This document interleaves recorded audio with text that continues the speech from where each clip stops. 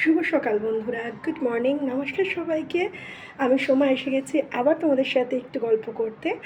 আর আজকে অক্ষয় তৃতীয়া, যেহেতু আমি আমার জায়গা থেকে অনেক দূরে রয়েছি, ওয়েস্ট বেঙ্গলে আজকে অক্ষয় তৃতীয়া।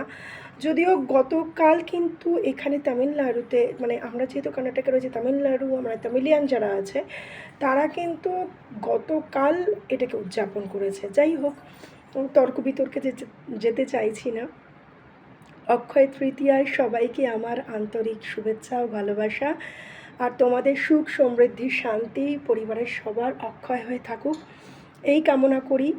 আজকে অনেকের ব্যবসার দোকানে পুজো আছে, তো তোমাদের ব্যবসাপত্র খুব ভালো হোক এবং আয় উন্নতি অক্ষয় হয়ে থাকুক, এটাই কামনা করি।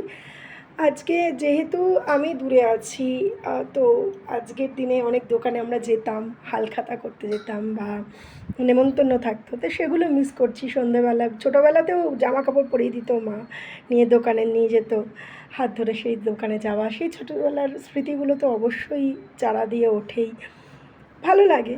তো যাই হোক, তোমরা যারা রয়েছো তাদেরকে সবাইকে আমি একটাই রিকোয়েস্ট করব, সময় কখন কি দেখায় কেউ জানে না, যেইটুকুনি সময় পাচ্ছ না মন ভরে বাঁচো।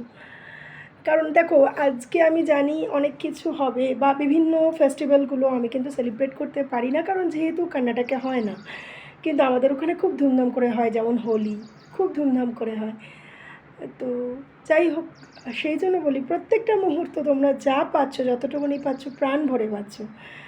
কারণ পরবর্তীকালে সেই মুহূর্তটা তোমার কাছে আসবে কিনা বা তুমি সেটা উদযাপন করতে পারবে কিনা জানো না।